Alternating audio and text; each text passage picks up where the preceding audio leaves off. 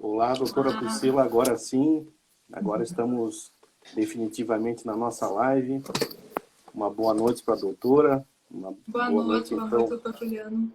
uma boa noite para todos que estão entrando aí no nosso canal da ESA. Primeiramente, então, quero fazer uma saudação, boa noite a todos. Uma boa noite especial ao nosso diretor-geral, professor Marcos Vinícius, ao nosso presidente da OAB, doutor Rafael Orne, aos demais componentes das diretorias da Escola Superior de Advocacia, e esse belíssimo projeto nosso dessas lives, que é o projeto Doutrina Catarinense. Esse projeto, então, tem como objetivo principal aproximar os advogados e as advogadas, autores de obras jurídicas, e que tem muito a contribuir, então, e a nos passar, então, as suas pesquisas, enfim, as suas experiências. E hoje, então, nós temos a presença da doutora Priscila Tagliari. O livro dela é Biografia da Loucura, um tema de título interessantíssimo, publicado pela E+.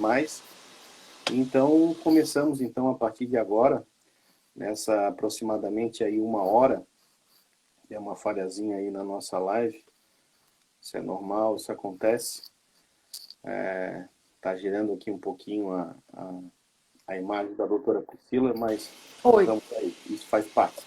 É uma pequena falhinha na transmissão.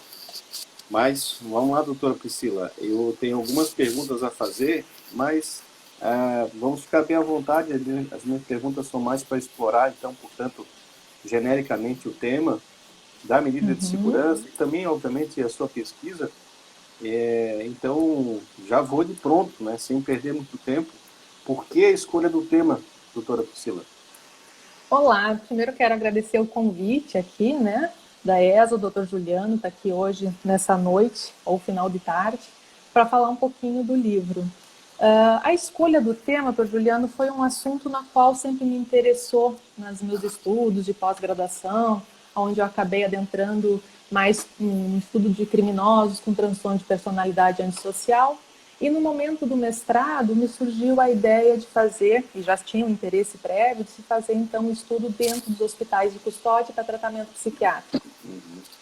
Sempre a gente fala, né, como professor, a gente fala de pena, a gente trata das penas, leva os estudantes às penitenciárias para ter o conhecimento um pouquinho da realidade, e eu percebo que é muito esquecido esse outro caminho, essa outra forma de sanção, chamada medida de segurança, e em função desse esquecimento, a gente percebe que há acaba gerando muitos estigmas, né, muitos preconceitos. E aí eu comecei a pesquisar a respeito das medidas de segurança e da população que estava presente nos hospitais de custódia. E eu me defrontei realmente com pouca informação. Né? Tem um censo feito nacional até hoje, os manicômios, antigos manicômios judiciais, né? Apesar da lei antimanicomial em 2001, somente em 2011 foi feito o primeiro censo nacional e depois não foi mais feito. E isso demonstra, comparado com o IFOPEM, que traz censos aí de 2 em 2 anos, 3 em 3 anos, em relação ao sistema carcerário, a gente já começa a perceber essas questões de exclusão realmente de pouco interesse. E aí surgiu essa ideia, né, depois de visitas à instituição, de fazer o trabalho pesquisando uma instituição propriamente dita. É interessante porque aí já um pouco da minha experiência, um pouco na execução penal, né? É claro que não estou aqui a falar da medida de segurança, mas sim numa questão ligada mesmo a uma parte muito difícil do processo penal, especialmente para os advogados, as advogadas, defensores em geral, porque a execução penal não deixa de ser, de certa forma, um pouco também uma derrota, né, da defesa, né? E falar ainda mais de medida de segurança, né, que é um tema sempre muito controvertido, né, o caráter perpétuo, se é pena ou se não é, né?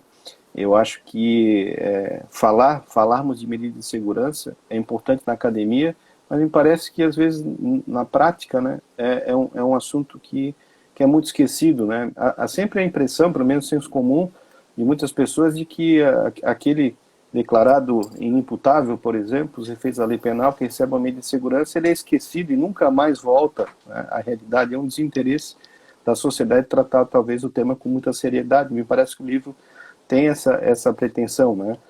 No capítulo 3, né, que é talvez ali uma questão que a doutora Priscila então enfrenta, né, que é o título dele, do capítulo 3, a medida de segurança e subjetividade. Gostaria que a doutora Priscila então falasse um pouco mais desse capítulo 3, foi o que me chamou mais a atenção.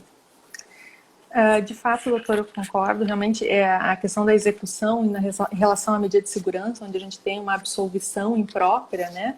E a gente percebe que há algum tempo já não é mais tanto assim. Mas algum tempo se tinha uma ideia, né, de que advogados viriam alegar insanidade mental, né, para que o seu cliente não pegasse uma pena, uma medida de segurança, como se isso fosse um benefício. Né, porque eles ficam lá até cessar a periculosidade. E, de fato, ele acaba tendo, por muitas vezes, caráter perpétuo. E a gente percebe que a medida de segurança, ela não deixa de ser, né, é uma internação no hospital de custódia psiquiátrica. Então, ela tem o caráter não só curativo, mas também o caráter segregador custodial. Né? E aí, como bem o senhor falou, a questão da dicotomia, né? Dessa dúbia visão em relação ao doente mental, que traz estigmas duplos, não só de louco, mas também de criminoso. E quando a gente fala em medida de segurança, a gente percebe que a medida de segurança, a instituição que abriga as pessoas com medida de segurança, ela acaba tendo todas as mazelas de qualquer sistema asilar custodial para tratamento psiquiátrico, somados às mazelas do sistema carcerário. Existe, de fato, uma grande dificuldade para as pessoas lá se identificarem, né, ou como criminosos ou como loucos, e isso gera uma confusão não só nas pessoas internas, mas também, por vezes, né, no pessoal que trabalha lá dentro, e ela acaba tendo um caráter perpétuo. Né? Eu trago essas questões bastante pontuais no livro, em relação até mesmo às histórias. Porque por muitas vezes, né, como a medida de segurança, ela é aplicada até a cessação da periculosidade, por muitas vezes doentes mentais, algumas doenças não têm cura, né, acabam apresentando periculosidade por muito tempo, acabam ficando perpetuamente. E a gente percebe que lá há um desrespeito, né, gigante em relação ao tempo de cumprimento de pena. Então, até um dos biografados foi um senhor que está há 34 anos no hospital de custódia. E ele está tão institucionalizado, porque, de fato, a medida de segurança, por ser uma instituição de segregação, né, de instituição total, de controle sobre aquela pessoa e controle sobre a doença, ela acaba ferindo a subjetividade de todas as pessoas que estão lá dentro. Né? As pessoas elas têm que se adequar ao meio. A medicalização também acaba retirando dela essa subjetividade. Então, a gente percebe que eles acabam ficando extremamente institucionalizados e cada vez, né, que isso cresce dentro deles, a questão da instituição, mais difícil é o convívio social, mais difícil é a saída dessas instituições. Na verdade, a maioria deles, maioria não, mas muitos deles, quando não apresentam mais a periculosidade, poderiam ter essa alta, existe um problema porque eles precisam ainda do tratamento. A doença, ela persiste. Então, não são mais perigosos porque estão tratados, estão compensados, mas a doença persiste e precisa de cuidados. E aí vem uma outra problemática, que eles já não se adequam à sociedade e, principalmente, a sociedade não está pronta para receber essas pessoas. É interessante que se não está pronta para receber alguém mentalmente são, não que eles não saiam melhor do que entraram, a expectativa sempre é essa, né? Mas a questão é que há um preconceito, não há dúvida nenhuma, né? Um preconceito muito com quem sai do sistema prisional, né? Sim. E eu acredito que deve-se ter muito mais preconceito ainda daquele que sai de uma medida de segurança, seja o tempo que for, né? Porque há questões familiares, né, que estão envolvidas, né? Eu li algumas coisas a respeito já há algum tempo atrás, né? A própria família, em muitos casos, né, ela renuncia mesmo os laços, não só os laços de consanguinidade, que não quer ter mais nenhum tipo de contato, renuncia afeto, né, renuncia qualquer tipo de aproximação, né? E aí talvez é um pouco de curiosidade também nessa questão, né, porque foi a dissertação de mestrado da doutora, né?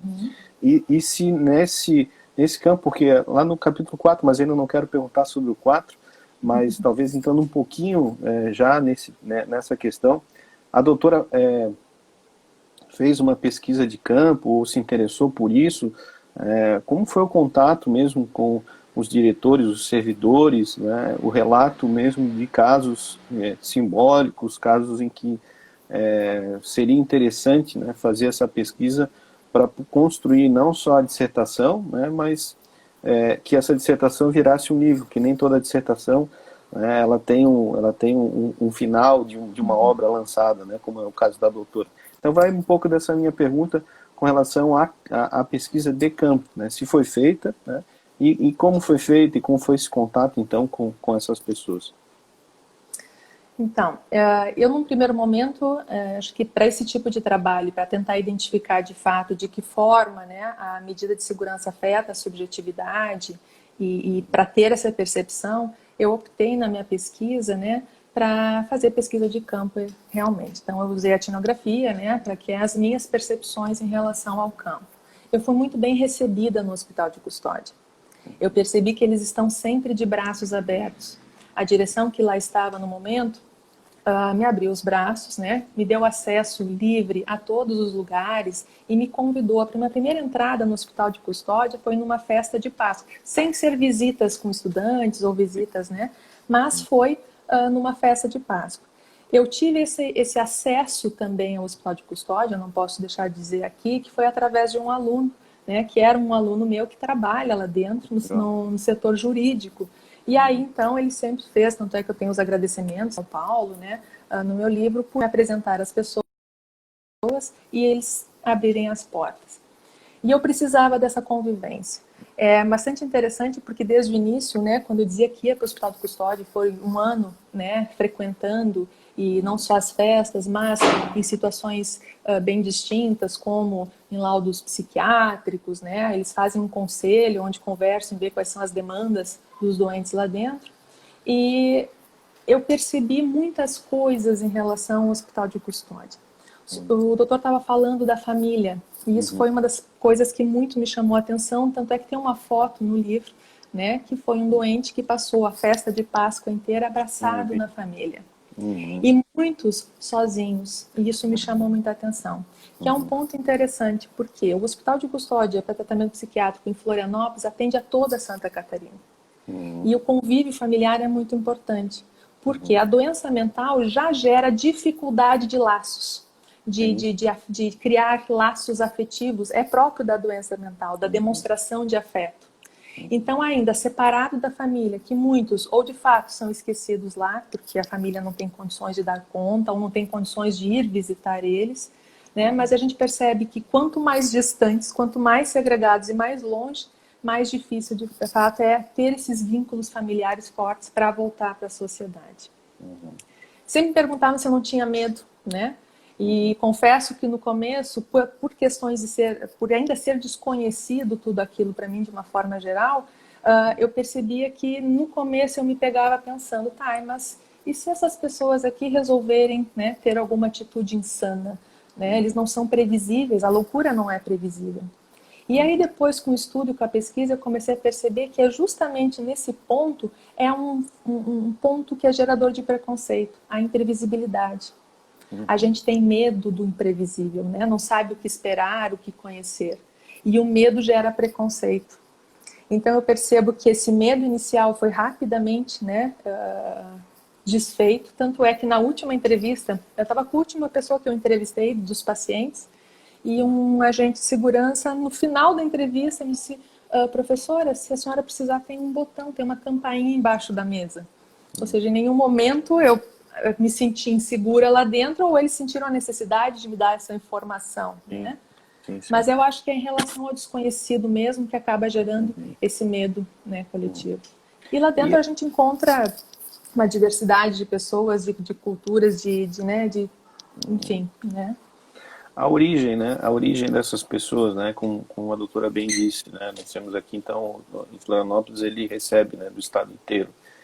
A doutora chegou assim, a ter essa informação, de onde vem a maioria dessas pessoas, né, e a região do estado de Santa Catarina? Eu não tenho o censo, porque o censo na qual eu colhi, né, não tem a da região específica, mas provavelmente das cidades mais populosas, né, provavelmente. Joinville, Uma questão... Florianópolis, Blumenau, Exatamente, Criciúma, exatamente. Chapecó. E a questão do tratamento em si, né, o tratamento mesmo, né, para que numa expectativa de que, né, aquele que recebe de segurança possa recuperar sua sanidade, né, possa voltar à sua normalidade, né. Além do tratamento que seria por remédios, né, obviamente com o acompanhamento médico, há uma espécie de tratamento alternativo, outra espécie de medicamento, enfim, atividades, né? Como é que é feito durante esse período, então, que, como bem a doutora lembrou, pode ter o seu caráter perpétuo, eventualmente, pela questão da não recuperação, mas é algo que talvez sempre traz um pouco de curiosidade aos advogados e às advogadas que estão aqui, que têm curiosidade com o tema e até pretensões mesmo de atuar nessa área. Então, houve uma grande mudança no Hospital de Custódia em Florianópolis, né? Há 12 anos atrás, 13 anos atrás, até mesmo o censo trazia isso, essa relação da quantidade de pessoas, acabava não se tendo tantas condições de se ofertar, acredito, né, terapias, né? Então, em 2011, que foi antes da grande mudança que aconteceu dentro do Hospital de Custódia, eles eram em 131 internos, e eles tinham vaga para 80 e poucos internos, então realmente tinha uma superlotação. Se controlava, quando tem superlotação, tem que se controlar de alguma forma. Se controlava basicamente com medicação. Ou seja, medicação, né, que deixava todo mundo tranquilo e assim não gerava problemas e conseguia-se ter, né, uma vida mais tranquila dentro desse sistema. Com a mudança realmente que aconteceu, uma mudança de paradigma em relação à loucura, né, que eu digo que a luta antimanicomial foi muito importante. Basaglia, vindo da Itália, ele veio para o Brasil de fato, e veio a lei antimanicomial no Brasil, começou a ter uma nova perspectiva sobre a loucura. E a perceber que aquela teoria de Philippe Pinel, de que o isolamento e ser uma questão moral, a loucura, caiu por terra. Percebeu-se que o que precisa mudar é a sociedade, é uma questão de ética a loucura, né? Como a gente enxerga o louco e assim como a gente vai tratar ele.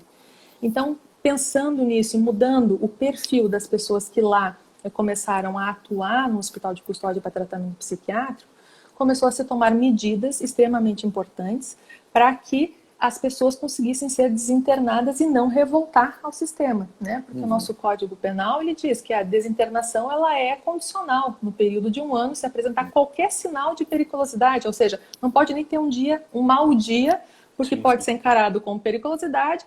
E acabava muitas vezes o judiciário, o juiz sequer ouvindo um médico, ouvindo o assistente social, mandando ele de volta para o sistema, né?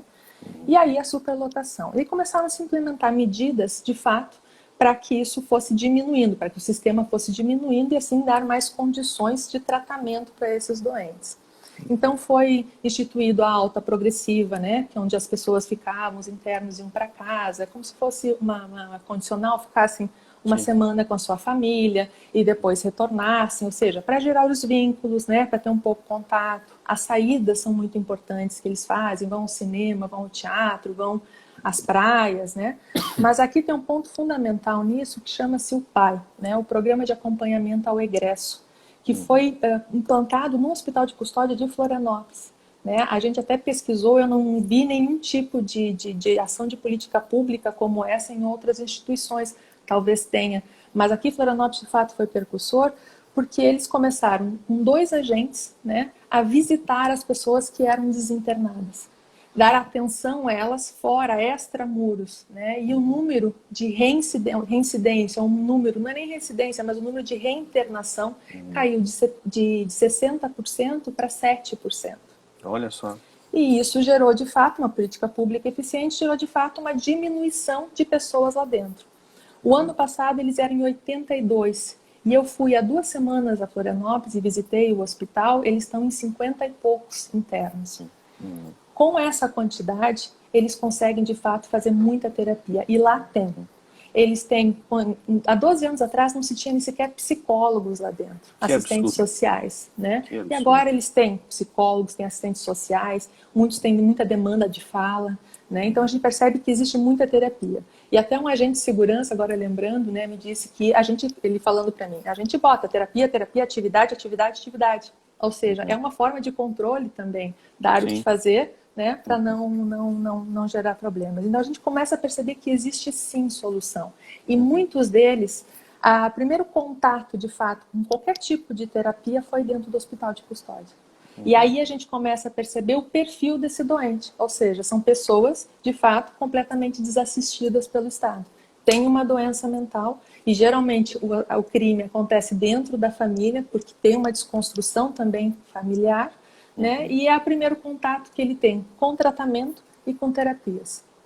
E tem academia, tem futebol, eles fazem capoeira, artesanato, tem muita atividade de fato. Interessante, interessante.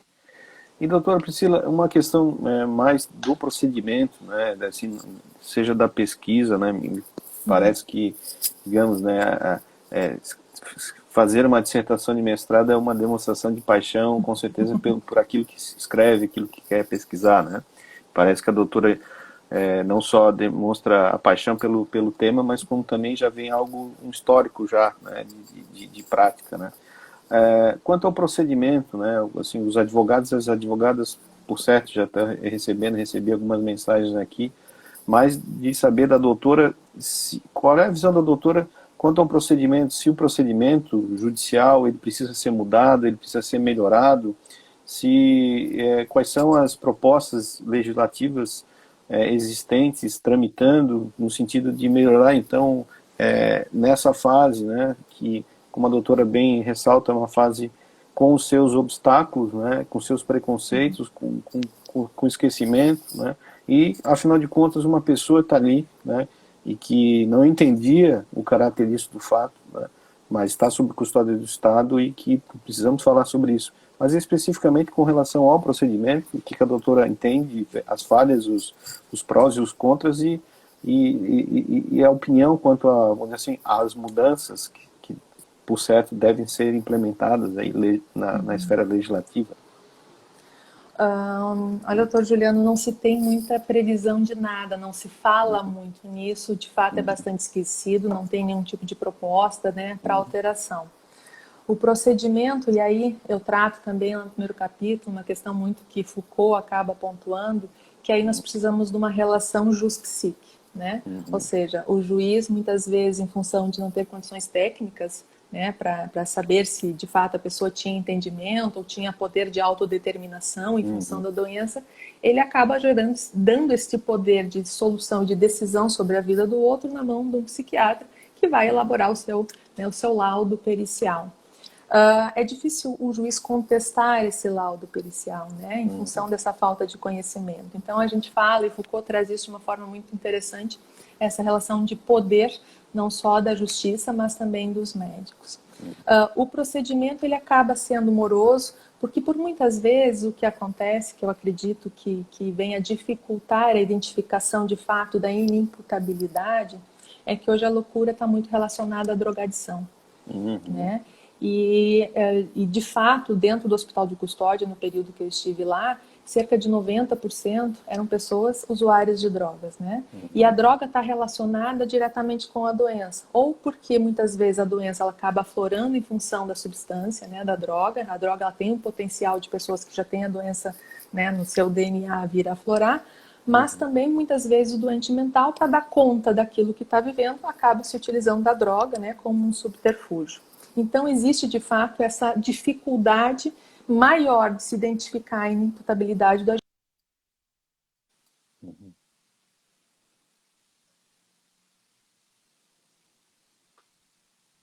Aí acho que voltou, né? Só teve um probleminha. Mas o doutor estava falando ali da dificuldade, né? Parou um pouquinho, cortou um pouquinho da dificuldade. Exatamente. E aí o procedimento é o absolutório impróprio, né? Depois que de fato visto a inimputabilidade, absolve-se, encaminha-se para a medida de segurança. Mas eu acho que o ponto mais difícil nisso tudo é no semi-imputável, né? É como o judiciário lida com aquela pessoa na linha limítrofe, né? Porque Sim. muitos deles Na são borda, semi-imputáveis. né? Como eles dizem, né? Na borda. Exatamente. E aí fica difícil, né? Porque o juiz ele pode tanto aplicar uma pena quanto uma medida de segurança, né? O que achar mais adequado. Geralmente ele vai de acordo com o que o psiquiatra realmente recomenda, né? O perito vem a recomendar. Mas esse limítrofe, de fato, é o mais difícil, né? Do processamento e do reconhecimento. Há muito preconceito em relação ao usuário de droga, né? Em relação ao tratamento e lá dentro também, com os agentes prisionais ou com algumas pessoas que lá trabalham, por ser usuário de droga, por muitas vezes não conseguem enxergar a doença, né, de uma forma maior. Um dos agentes me disse, há uns anos atrás, as pessoas que aqui estavam eram mais afetadas, né, eram mais comprometidas né, de sanidade. Hoje mudou o perfil realmente. Tem E não duas se tem perguntas. previsão, não tem nada Não em sei, relação a... nada, né? Eu tenho duas perguntas, então. A primeira é numa questão de comparação, né? O índice de reincidência, né, de crime é muito grande, né, naqueles declarados, então, culpados pelo crime, né, não imputáveis para os efeitos da lei penal e com a sua respectiva pena. Isso é tradição, isso aí já é fato reconhecido, a É a altíssimo nível de ineficácia da pena, reincidência. né? Exatamente. Então, a pergunta é se existe, né, se existe, existe, mas na pesquisa da doutora, algo atual, né, quer dizer, qual é o nível, a porcentagem de reincidência daquele que sai da medida de segurança e volta ao convívio social? Essa é a primeira pergunta. E o segundo, também talvez nessa pesquisa de campo, aí até o Hospital de Custódia de Florianópolis, daquele apenado, né, que durante o cumprimento da pena sobreveio uma doença mental, portanto, ele é encaminhado ao hospital de custódia para tratamento, né, um número mais ou menos aproximado, ou se a doutora na pesquisa teve contato então com essas pessoas que me parece que também eu vou utilizar um tema, uma palavra que é muito utilizada na psiquiatria, na psicanálise e na psicologia, um sintoma, né, que isso é um sintoma também do que vai além da pena, quer dizer, ele desenvolveu uma doença mental dentro do sistema prisional e de lá ele sai, talvez, até quem sabe, para uma condição pior do que aquele que ele já se encontrava, porque ele sai de lá doente, né, e vai para um local que talvez o tratamento não é o dos melhores, né, precisamos também ser um pouco mais realistas nesse sentido, né. Então são essas duas perguntas, quanto à reincidência, né, qual é o número da reincidência hoje atual, se a doutora teve esse contato, e segundo, né, contato daquele que veio do sistema carcerário mesmo, em razão de uma doença mental durante o cumprimento da pena. Olha, quanto à reincidência, na verdade, os números lá eu tive de reinternação. Mas a reinternação não quer dizer reincidência em conduta delitiva, porque é qualquer demonstração. No momento de 2019 que eu estava lá e dos processos que eu vi e com as histórias das pessoas, dentre os 82 que estavam lá, eu conheci 2 que reincidiram. Um, na verdade, não foi nem reincidência, porque o primeiro crime ficou esquecido. Era muitos anos atrás, até um dos meus... Os 2, na verdade, são os meus biografados, né? As agentes me disseram, não, esse aqui é o segundo crime que ele cometeu. O primeiro, ele acabou matando um vizinho, né? E ele se mudou de cidade e não teve processo, né? E aí ele veio cometer o crime depois com a esposa e ele está lá há 34 anos. E o outro que eu conheci foi de fato, e aí a gente percebe que a reincidência é uma questão de periculosidade, é uma questão mais de responsabilidade social do Estado. Porque nesse caso, que é o Papillon, que é um dos meus biografados, ele começou com surtos muito jovem, né? Cometeu um crime, um homicídio contra a mãe, foi para medida de segurança, ficou 5 anos interno no hospital de custódia e, tendo, como eles chamam, compensado, com um tratamento adequado, ele foi posto em liberdade e viveu 12 anos muito bem. Ele trabalhava, ele tinha uma namorada, convivia, morava com ela, etc. E aí a gente percebe que daí o descaso na questão social foi porque numa mudança de medicamento, né, indicada por um psiquiatra, mas não ficou de fato assistindo ele talvez da forma que ele precisasse, né? Ele relatou para ela que com a mudança do medicamento ele começou a voltar a ter as alucinações que ele tinha, a televisão voltou a conversar com ele, os ETs começaram ainda a assombrar ele, e ele chegou, avisou para esse médico, né? O médico disse, não, então vamos aguardar mais um pouco e aí a gente vai trocar a medicação. Só que ele chegou em casa e cometeu o segundo crime.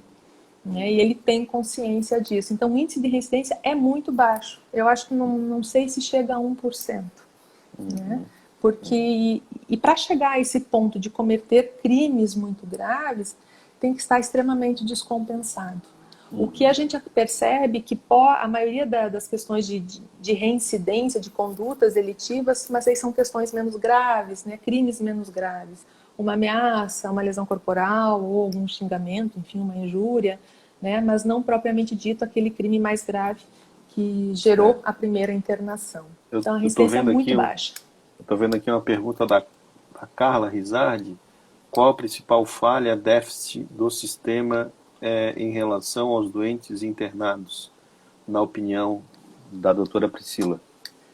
Eu acredito que a principal falha não é dentro do sistema. Né? O sistema é falho. Na verdade, o antimanicomial já não teria mais que ter hospital de custódia. Né? O ano passado fechou o prazo que o Brasil tinha de fechar todos os hospitais asilares. Como a lei antimanicomial não exclui o hospital de custódia, entende-se que ele está dentro, mas a gente não sabe o que fazer. Muita gente diz que, mas tem que ter porque senão não dá certo. Dá certo, né? Em Goiás já se fecharam todos e os hospitais de custódia se dá outro tipo de tratamento e não em si, né? E está dando certo, então a gente vê que tem solução. Mas eu acho, Carla, que a principal falha no sistema é externa. São a assistência prévia, né? Quando a gente tem que entrar, e eu brinco em sala de aula, a gente tem que entrar com o direito penal é porque a coisa já não deu certo. Então, para não reinserir, a gente tem que ser previamente. De que forma? CAPs bem preparados, né? Então, locais de assistência a essas pessoas. Porque para chegar ao ponto para eles cometerem um crime, a gente percebe que houve um descaso muito grande. Uma das pessoas lá internas, ele até saiu do sistema, ele começou a frequentar o CAPS, mas o CAPS não conseguia ajudá-lo da forma como ele precisava e em função disso ele começou a usar drogas e acabou apresentando periculosidade e voltando para o sistema. E a gente percebe que a grande déficit é fora, é a sociedade, né, requerer mais cuidado com esses doentes mentais. Legal. Tinha outra pergunta que eu já não lembro. Aqui eu já ia fazer também, com relação especificamente ao livro, a Bela Brígida está aqui, eu acabei de ver aqui o perfil. No capítulo 4, né, talvez é aquilo que, quando a gente vai folhear o livro, então, vê lá no capítulo 4, então, a biografia da loucura, então, o Mazzaropi, né, o Beto Carreiro e o Papillon, que a doutora já falou um pouco, né? Então, assim, falar um pouco, né, do livro, eu acho que talvez aqui, obrigada a colega que fez a pergunta também está interessada no livro, enfim. Então, quanto ao capítulo 4, né, a biografia de cada um deles, então o que a doutora conta para a gente, então? Então, tá. Eu comecei a pesquisar quais pessoas que eu ia entrevistar, ou que eu queria entrevistar ou conversar através dos processos de execução, né? Então, eu queria saber entender qual é o crime. E o primeiro biografado, que foi o Mazzaropi, foi um que eu nem tinha visto ainda o processo dele, mas eu o via sempre, né? Porque ele é um senhor já de 65 anos, 64, 65 anos de idade, e ele trabalha todos os dias na horta. E pedindo, né, ajuda, sugestões do pessoal de lá, mas também dos processos, mas não sei se foi coincidência ou se de fato foi esse olhar que acabou conseguindo juntar não só a questão teórica das questões das subjetividades que são tiradas pela medida de segurança na história deles. No caso do Mazzaropi, ele é um senhor então que está lá há 34 anos, vai fazer 35 anos este ano que ele está interno no hospital de custódia, né? Ele quer sair, mas ele só quer ir para casa. Então, realmente é uma história muito interessante, porque ele é uma pessoa extremamente fechada, ele não conversa. Quando eu dizia Priscila, que queria... Oi. Doutora Priscila, pode continuar falando, que eu só vou pegar o meu carregador que está aqui do lado. Deu uma mensagem que a bateria está nos meus 20%, mas a doutora pode continuar contando. Só um pouquinho. Ok. Então, Mazzaropi, ele é uma pessoa extremamente fechada, ele não conversa com ninguém, ele não interage, ele não não faz terapia, ou ele decide o que vai falar e o tempo da terapia, né? Uma pessoa extremamente preconceituosa, ele não se identifica com ninguém lá dentro, ele não se identifica com louco, ele não se identifica com criminoso. E eu acho que é uma questão bastante interessante, porque é em função disso que o trabalho dele é árduo, diário na horta. Ele trabalha todos os dias, menos domingo, porque Deus também, né, descansou no 7º dia, ele é extremamente religioso. Ele trabalha diariamente como uma forma de negação, ou seja, se ele trabalha, ele não é vagabundo, não é igual aos outros que estão ali sem trabalhar. E a gente percebe no Mazzaropi, e o nome foi eu quem dei para ele, em função de ser uma pessoa do interior, né, tem sotaque do interior, ele não conversa com ninguém. Quando eu dizia que iria conversar com ele, o pessoal do hospital dizia: esquece, ele não fala, ele não interage, ele não... E eu disse: mas o silêncio também fala muito. E um dia, no final, estava saindo, indo embora no último dia que eu estava por lá, entrei na horta dele, comecei a conversar e ele conversou 20 minutos comigo sobre tudo. Então a gente falou sobre o tempo, falou sobre religião, falou sobre o mundo, né? E aí eu comecei a perceber o quanto ele nega tudo, né? Ele não aceita a possibilidade, ele sabe o que fez, mas ele não... A única coisa que ele diz sobre o crime, quando eu pergunto: mas o que aconteceu que o senhor está aqui? Ele diz: não fiz nada, ele não é violento, ele não se reconhece como violento. E a gente percebe uma pessoa extremamente institucionalizada. Essa pessoa vai passar a vida inteira no hospital de custódia porque ele não aceita sair para nenhuma comunidade terapêutica. Tem os residenciais terapêuticos, que são municipais. Em Santa Catarina tem 4 cidades que têm residenciais terapêuticos e eles só recebem pessoas da cidade. Mas tem as comunidades terapêuticas que acabam abrigando essas pessoas, né? Mas ela é privada, ela precisa pagar. O Mazzaropi, ele tem aposentadoria, ele poderia pagar, né, essa comunidade terapêutica, mas ele não quer ir. Ele quer ir para casa, somente para casa. E ele vai, acredito que, morrer, né, no hospital de custódia sem ter a liberdade. Ele quer muito sair de lá. E ele diz o tempo todo: eu já paguei pelo que fiz. E a questão é bastante interessante, que de fato, se ele tivesse pego uma pena, né, privativa de liberdade, ele já estaria em liberdade há muito tempo. Há muito tempo. Né? E na medida de segurança, não. Ele vai ficar lá perpetuamente. E a instituição, ele é o único que não usa as roupas da instituição. Né? Ele se nega a usar o uniforme da instituição. E a gente percebe que ele está ele é institucionalizado, ele não tem como sair dali, ele não consegue realmente sair daquele meio, ele precisa de atenção, né? E é muito interessante a história dele, e é uma coisa que me chamou muita atenção, porque é uma vida em branco. Né? Esse é do Mazzaropi ou do Beto Carreiro? Esse é o Mazzaropi. Mazzaropi. Por que Mazzaropi? Talvez a doutora falou tinha saído aqui Não, porque ele é do interior, ele tem sotaque, né, do interior. Sim, aí sim, foi o caipira. Por causa do né? Mazzaropi, por causa do Mazzaropi. Exatamente. E o Beto Carreiro, doutora? O Beto Carreiro, eu conheci ele, foi numa primeira vez que eu estive numa festa no Hospital de Custódia de Páscoa, né? Ele veio me entregar uma lembrancinha que ele confeccionava. Eu falei com ele, ficou muito assustado, não saiu, mas depois ele voltou, né, para conversar comigo. Ele tem um déficit intelectivo. O Beto Carreiro, ele foi considerado semi-imputável. Né? Ele teve um déficit intelectivo, teve muito problema na infância. A mãe dele tentou abortar ele várias vezes, talvez seja essa a causa desse problema mental. E o Beto Carreiro, ele, em função da drogadição, né, o uso de drogas, ele foi estuprado aos 12 anos, a mãe morreu, foi para a casa dos pais, a nova família não conseguiu atender a demanda dele, e ele era uma criança, um corpo de um homem, com um libido muito exacerbado. E ele acabou, num determinado momento, estuprando realmente uma criança. Ele sofreu uma medida de segurança, foi liberado, né, voltou para casa, mas o CAPS não deu conta dele. Ele adorava o CAPS. E o Beto Carreiro é muito interessante, porque uma das características, né, da doença mental é essa falta de vínculo. E ele criava vínculo com tudo. É como, de fato, uma criança quer atenção. Né? Ele tinha uma demanda muito grande por fala. Na minha conversa com ele, quando a gente falava alguma coisa que interessava, ele olhava, né, para mim. Quando não interessava o que eu estava perguntando, ele já olhava para o lado, né? Já meio cansado daquilo tudo.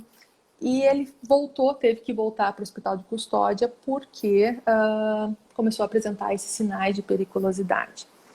O Beto Carreiro ele estava esperando da época, né, o BPC, porque ele já tinha, porque o que acontece, o STF determina que o tempo máximo de duração da medida de segurança, equiparando o artigo 75 do Código Penal, seria de 30 anos, que agora alterou para 40, né, com o novo pacote de crime.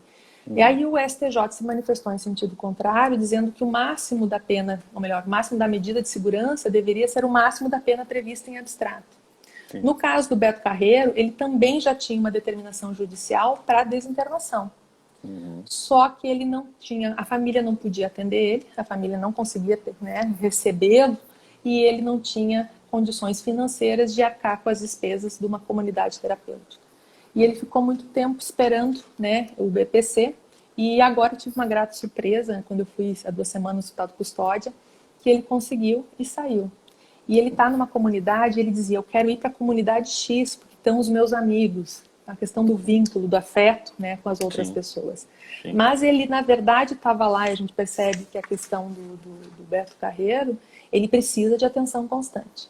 Né? Mesmo no laudo pericial dele, no final, diz o seguinte, ele precisa de atenção porque agora ele está começando a entender o que ele fez, a reprimir aquilo que ele fez, que até então ele não entendia. Então, precisa mesmo. Doutora Priscila, e o perfil quanto ao crime, né? Que espécie de pessoa é essa, né? Homem, mulher, enfim, que chega ao hospital de custódia? Qual é no geral, né? Quais são os crimes, ou os crimes que eles se envolvem? A droga a gente sabe, então, que é um elemento, é um catalisador, né? Se tem um histórico de drogadição, né? Mas o histórico do crime, né? O que a doutora pode nos dizer quanto a isso, né? Que espécie de crimes, né, comuns que são praticados? Claro. A maioria dos crimes, então, falei, são dentro do núcleo familiar, né? E geralmente são crimes ou de lesão corporal, né? Ou homicídios, efetivamente, né? Alguns estupros, mas geralmente fica nesse âmbito, né? Então, ameaças, muitas ameaças também acabam sendo indiciados, justamente em função da doença, né? Não é por a questão do não saber o caráter delitivo, não é achar que é permitido. A alucinação, né, as psicoses, as doenças, as esquizofrenias, acabam colocando o doente mental numa posição que, por muitas vezes, ele acreditando nessa alucinação, porque para ele é real, não adianta dizer para ele, não tem ninguém ali, porque ele está vendo, né? E a esquizofrenia tem muito disso. E então, em função da doença mental, muitas vezes eles estão num contexto que não existe, num contexto de legítima defesa, num contexto de perseguição. Então, eu percebi vários casos de tentativas de homicídio, de homicídios propriamente ditos, de ameaças, né, lesões corporais, em função da doença, em função desse contexto, né, de alucinação que eles se encontram. E, doutora, no livro é abordado a questão, qual é a classe social dessas pessoas, a etnia, né? Porque a gente sabe, quem advoga na área criminal, não especificamente na área, atendendo as medidas, enfim, mas na execução da pena, no processo de conhecimento, enfim, a grande clientela do direito penal é, de fato, os negros, os pobres em geral, né? Nós não temos isso realmente muito diferente, né? Já de muito tempo, né? Ou sempre foi assim. O que nós temos lá, né, aqui em Florianópolis, né, ou também no geral, os contatos que a doutora tem no resto do Brasil, nas outras unidades da federação? Quem são essas pessoas? Doutora, eu digo que o perfil é o mesmo do sistema penitenciário. Né? Nós temos aí a teoria do etiquetamento da mesma forma do sistema penitenciário, nós temos hospitais de custódia. E realmente, geralmente, são pessoas, né, de classes sociais baixas, de socioeconômicas muito baixas. E aí eu pensando e pesquisando e me questionando por quê, né, porque a doença mental não escolhe, né, cor, raça, crença, etnia, conta bancária, a doença mental ela existe e pronto. Mas eu percebo que as pessoas que lá, e Basaglia já dizia isso, o italiano que trouxe, né, a grande revolução psiquiátrica, ele já dizia que os diagnósticos eram muito diferenciados em relação à questão econômica. Mas o que eu percebo pessoas, né, desassistidas, os etiquetados realmente, eles acabam entrando num hospital de custódia para tratamento psiquiátrico em função de uma conduta delitiva. E para essa pessoa chegar a uma conduta delitiva, né, houve uma desatenção social, familiar e do Estado como um todo. Então, acredito que uma família, né, que tenha condições financeiras e percebe uma doença mental, né, um familiar, talvez tenha condições de arcar com um tratamento já prévio, tem uma assistência já prévia. Né? E uma pessoa desassistida chega ao ponto, né, de cometer a conduta delitiva. Porque dentro do sistema como um todo, doentes mentais que cometem crimes quase não chega a 2%. Então é uma parcela muito pequena. Insignificante, né? Extremamente 98%. significante. Né? E aí também é uma razão do desinteresse do Estado em relação a essas pessoas. Né? Mas a população, geralmente isso. Quando eu estava agora, em 2019, né, tinha duas pessoas que o pessoal me contava, enfim, eu conheci um deles, de fato, eu entrevistei, mas não entrou no livro, que eram pessoas instruídas, né, pessoas... Até a primeira vez que eu entrei no Hospital de Custódia de Florianópolis foi com os alunos, porque deu uma espécie de rebelião no sistema penitenciário lá no complexo, daí os alunos queriam fazer visita e a gente acabou entrando no Hospital de Custódia. E eu me lembro quando eu entrei, me apontaram para um dormitório e disseram, aí nós temos a nossa celebridade. Eu disse, quem é? Né? Eu disse, não, é um químico, ganhou até prêmios de química, etc, etc. Né? Mas não é o perfil. Geralmente, então, ele era de fato a celebridade. E nessa minha estada, esse rapaz que eu entrevistei, ele era uma pessoa que era gerente de banco, né? Já tinha instrução, mas acabou, em função da doença mental, cometendo um crime. A questão das alucinações dele eram bastante fortes. Mas a grande maioria analfabetos, né? Pessoas de nível cultural, social e principalmente econômicos muito baixos. Então a gente pode até refletir quanto a isso, né? De fato, aqueles que têm mais acesso a um tratamento, portanto, não que o tratamento público não seja universalizado, acho que a questão não é essa, mas talvez a chance, né, de que pessoas que têm melhor condição econômica sejam tratadas desde o início dos sintomas, os primeiros sintomas, justamente para que não venha a delinquir, não venha a praticar crimes, é muito maior do que aqueles que estão num estágio de vulnerabilidade econômica, emocional, psicológica e familiar, que leva, né, a toda a sorte de violência que eles sofrem e que, de alguma forma, eles repetem, né? Quer dizer, eles transferem a violência que eles tiveram, né, no ambiente familiar ou fora dele, para as outras pessoas, né? Interessante isso, né? Acho Exatamente. que é algo que, veja... E se cometem crimes, não são crimes tão graves, né? São pequenas condutas que já conseguem ser contornadas e não recebem uma medida de segurança e internação, mas tratamento ambulatorial, né? Não chega... E, doutora, mais alguma coisa sobre o livro, assim, que passou aqui, que eu talvez não perguntei, ou que alguém aqui, a nossa audiência aqui passando fez a pergunta e passou a pergunta e eu acabei não vendo, mas eu vejo que há uma grande curiosidade de todos nós aqui, mais, né, sobre o livro Biografia da Loucura, né? Eu acho que eu não respondi uma pergunta que foi feita, doutora, a respeito do pessoal do sistema carcerário. Sim. Isso.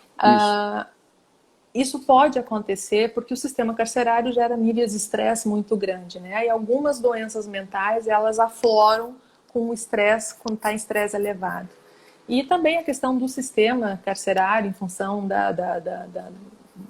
do que a pessoa é submetida, por muitas vezes pode vir a desenvolver uma doença mental. No Hospital Psiquiátrico de Florianópolis, de custodial, eles chamam internos tratamento dia. Então, muitos vêm do sistema carcerário e passam o dia no hospital de custódia e depois retornam. Existem alguns casos, de fato, a necessidade de encaminhamento para o hospital de custódia, né? Então, existem alguns casos. Quando eu estive lá, eles tinham em torno de 10, né, pessoas em tratamento dia, que iam e voltavam. Eu trago ali os dados no livro. E é comum sim a gente ver pessoas precisando, né, durante a execução da pena. Bom, o tema é sensacional. Eu recebendo alguns trechos do livro aqui, a Tamires, a nossa pessoa maravilhosa que está aqui, Querida. queridíssima, me passou. Eu gosto muito e vou adquirir a obra, né, a obra completa. Vou atrás, vou pedir o autógrafo para a doutora Priscila. Terei É o um maior tema, prazer. poxa, com certeza, eu vou ficar muito feliz. É um tema muito importante, né? É um campo muito fértil para a advocacia. Você que está nos assistindo aqui, portanto, pela essa live da ESA, assistindo a doutora Priscila, as suas experiências, a sua pesquisa de fôlego, se sinta incentivado a procurar a doutora Priscila aqui pelo perfil dela no Instagram, adquirir a obra, né? O projeto Doutrina Catarinense tem essa finalidade, não só apresentar o advogado, mas apresentar o trabalho dos advogados, das advogadas, né? No sentido de que nós precisamos sempre nos qualificar cada vez mais. Eu agradeço muito a presença da doutora Priscila, que doou um pouco da parte do seu tempo de hoje, numa sexta-feira, num pré-feriado, para estar conosco aqui, participando dessa live. Mais uma vez, mando um abraço com muito afeto para o doutor Marcos Vinícius, para o doutor Rafael, nosso presidente. O doutor Marcos Vinícius vem fazendo, então, um trabalho muito importante aqui na direção da ESA, os demais colegas que fazem parte da diretoria, a Tamires, mais uma vez, que está aqui no apoio, dá uma puxadinha na orelha, doutor, faz aqui, faz lá, né, não deixa, né, de me procurar caso tenha problema. Eu, a Priscila, acho que nos saímos bem, né, todos aqui puderam, então, nesses quase uma hora, poder, então, ter esse contato, e o papo vai longe, né, e recomendo, Se então, deixar. que procura. Se deixar, a gente podia fazer mais umas 10 lives aí, com certeza, sobre o tema. Eu agradeço, então. O livro é pela editora EMAIS, né, tá Então, disponível. o livro, eu vou mostrar aqui, né? O livro é pela editora EMAIS, ele está disponível na editora e na Amazon, né? Talvez temporariamente tenha, já hoje uma amiga me ligou, tá esgotando, né? Acho que comprei os últimos, mas já está sendo reimpresso, o que é muito bom, estou muito feliz, porque eu digo que o livro é muito mais do que uma conquista pessoal, né? Eu digo que é um dever falar sobre essas pessoas para tirar, de fato, esse desconhecimento sobre os doentes mentais, né? E esse desconhecimento é um gerador de estigma. Eu digo que a Diniz, que fez o primeiro censo e único censo no Brasil a respeito da medida de segurança, ela disse que ser contado é uma forma de existir. E eu fico muito feliz em dizer que contar a história dessas pessoas é uma forma de persistir, porque muitos deles, como Mazarop, seria uma vida passada em branco, né? Então eu fico muito feliz em divulgar um pouquinho sobre essa problemática. E agradeço ao doutor, né, pela... Poxa, eu fico muito feliz de poder ter aprendido bastante sobre o tema. Sempre gostei muito e aprendi um pouco mais hoje nessa uma hora da nossa live. Doutora Priscila, muito obrigado, muito obrigado. Desejo um excelente final de semana, e você que está nos assistindo, não deixe de assistir as outras lives da doutrina catarinense, que teremos aí durante toda a semana aí no nosso calendário. Ok? Então encerra a nossa live. Gente. Deixa um abraço então para todos e uma boa noite. Boa noite. Tchau, tchau, gente. Tchau.